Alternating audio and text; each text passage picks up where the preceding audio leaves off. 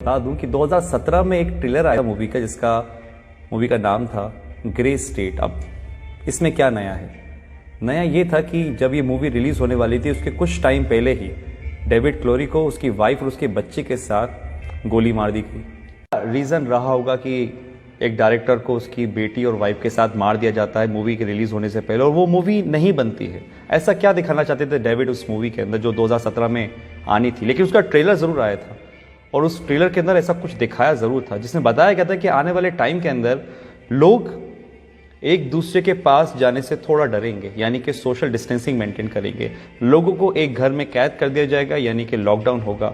Transport सारी चीज़ें बंद कर दी जाएंगी और कैश बिल्कुल नहीं होगा। उनके बॉडी में एक चिप इंसर्ट की जाएगी, जो जितने भी ट्रांजेक्शन्स होंगे वो सब उस चिप से होंगे। ये तो सिर्फ एक ट्रेलर था जिसमें बताया गया था। बताना तो कुछ और चाहते थे, लेकिन उससे पहले ये मूवी और वो दोनों ही खत्म हो गए। 2017 में ही बिल गेट्स ने बोला था कि एक महामारी आने वाली है जिसके लिए हमें तैयार रहना चाहिए। और ठीक 18 अक्टूबर 2019 को बिल गेट्स ने एक मीटिंग में बोला कि अब जो वॉर होगी कंट्रीज़ के बीच में वो मशीन से नहीं होगी, वायरस से होगी। और अभी आप जानते ही बिल गेट्स को लेके क्या कंट्रोवर्सी चल रही है। आपको लग रहा होगा कि दो वीडियो का आपस में क्या कनेक्शन है। कुछ लोग समझ रहे होंगे, कुछ लोगों को समझ में नहीं आ रहा होगा। तो यहाँ पर एक यू टर्न आता है और मैं आपको ले जाता हूँ 1980 में। 1980 के अंदर एक ऑर्गेनाइजेशन बनी जिसका मेन मकसद था इस पूरी दुनिया में एक पावर होना, यानी कि पूरी दुनिया को एक पावर चलाना। और उस पावर को उन्होंने नाम दिया था न्यू वर्ल्ड ऑर्डर। ऑर्गेनाइजेशन में ज़्यादा लोग नहीं थे, कोई सीक्रेट 100-150 लोग होंगे। और एक बहुत डरावने वाली बात इस ऑर्गेनाइजेशन की ये थी कि वो इस दुनिया की टोटल आबादी को 50 करोड़ में लाना चाह रहे थे, 50 करोड़ में। उनके टारगेट में थे वो देश जिसमें सबसे ज़्यादा पॉपुलेशन है, जिसमें हमारा इंडिया भी होता है। सबके लिए उन्होंने एक प्लान बनाया जिसका नाम था MMP, mind control, money control, population control. Control यानी कि आदमी खुद से कुछ ना सोचे, जो वो चाहें वो आप सोचो, माइंड कंट्रोल। और ये किसके थ्रू होता? मास मीडिया के थ्रू। जो मीडिया में दिखाया जाएगा वो आदमी सोचेगा।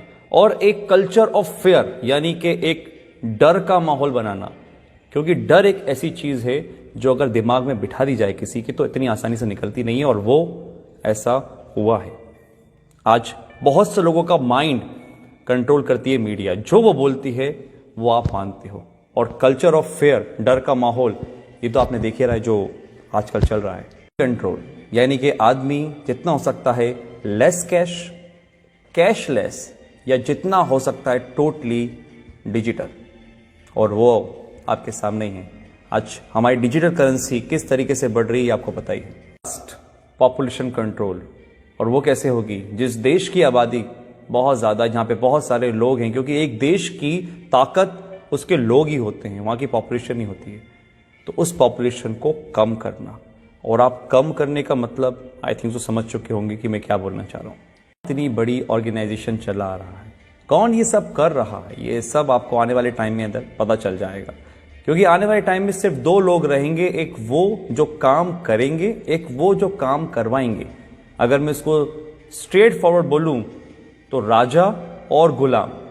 एक वो लोग जो इस दुनिया पे राज करेंगे और एक वो लोग जो उन राज करने वालों की गुलामी करेंगे। ऑर्गेनाइजेशन का एक एजेंडा था, एजेंडा 21, यानी कि 2021 तक इस काम को पूरा करना। और 2020 जब से स्टार्ट हुआ है, आपको पता है सब क्या हो रहा है। लाखों लोग हैं जो समझ पा रहे हैं इस बातों को, लेकिन करोड़ लोग हैं जो इस बातों को नहीं समझ पा रहे। एजेंडा 21, 2021 तक इन काम को पूरा करना। और अगर सीरियसली इस बातों में कुछ भी सच्चाई है तो हम बहुत बड़े खतरे में गाइस। ये वायरस आया जो कि हमारा है नहीं, किसी और देश से आया है। हम आपस में ही लड़ रहे हैं, कोई धर्म के नाम पे तो किसी काम के नाम पे। और जो इस एजेंडा का सबसे बड़ा फंडा था कि लोगों को आपस में लड़वा दो, आज हमारे घर में हम छोटी छोटी सी बातों पर विवाद कर लेते हैं। आज अगर हम घर से बाहर निकलते हैं तो हमारे घर वाले इस चीज़ के लिए प्रोटेस्ट करते हैं कि भैया घर से बाहर नहीं निकलो, बाहर जाओगे तो मर जाओगे। ये दिमाग में हमारे किसने भरा? कौन कंट्रोल कर रहा है हमारे दिमाग को? आप खुद समझदार हैं। बहुत से लोग बोलेंगे कि यार ये तो कुछ कहानी जैसी लग रही है। तो कहानी सही, क्योंकि जो अभी मौजूदा हालात हैं कोरोना से लेकर, ये भी कोई फिल्म की स्टोरी से कम नहीं है, जो बढ़िया से स्क्रिप्ट करी गई है और बहुत अच्छी तरीके से प्ले हो रही है। मैं आता हूं अपनी पुरानी वाली बात पर कि जो सुबह मेरे साथ इंसिडेंट हुआ कि एक मध्य वर्ग का आदमी जो लोअर मिडिल क्लास है, जो शायद कुछ भी काम करके काम चला रहा था, वो मांगने को नहीं तैयार है। वो 3 दिन पुरानी रोटी खा लेकर चुप कर उठाकर, लेकिन वो मुझसे पैसे लेने को तैयार नहीं था। मैंने फोर्सफुली उसको पैसे लिए थे। ये हालात है। तो एक मैसेज तो ये है कि अगर आपके आसपास कोई देखे जो हो सकता है मजबूर हो लेकिन शर्म के मारे नहीं मांग पा रहा हो, तो उसकी आप जरूर मदद करिएगा। इतना तो हम लोग अंदाजा लगा लेते हैं कि कौन परेशान है कौन नहीं। दूसरी बात, अगर ये बात सही है कि जो 1980 में एक एजेंडा चला, एजेंडा 21, डर का बिजनेस, अगर ये सही है तो गाइस आप लोग समझिए, संदीप महेश्वरी, मिस्टर रॉय चौधरी, ऐसे बहुत से लोग हैं, बड़े बड़े डॉक्टर्स हैं जो आपको समझाने की कोशिश कर रहे हैं कि इसका मॉर्टेलिटी रेट बहुत कम है, 0.01%। 1000 में से एक इंसान मर रहा है, तो फिर किस बात का इतना हाहाकार मचा हुआ है? जस्ट बिकॉज ऑफ, क्योंकि हम जो न्यूज देखते हैं वो मीडिया से आ रही है। बात वही है, हमारे दिमाग को कंट्रोल करा जा रहा है, हमारे पैसों को कंट्रोल करा जा रहा है। आज हमारे पास इतनी आजादी नहीं है कि हम खुद का काम कर सकें। किसी के कहने पे हम दुकान खोलते हैं, किसी के कहने पे हम दुकान नहीं खोलते। ये हक हमसे छीन लिया गया है, पैसा कमाने का हमसे छीन लिया गया है। हम खुद से आज कुछ नहीं कर सकते। ये कहीं वो एजेंडा 21 तो नहीं? अगर है तो आज डर छोड़िए, अपनी इम्यूनिटी पे काम करिए, दिमाग लगाइए, लॉजिक समझिए।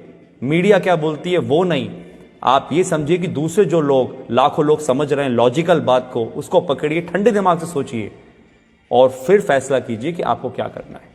आप डरेंगे नहीं तो आप संभल जाएंगे, और अगर आप संभल गए तो ये देश बच जाएगा।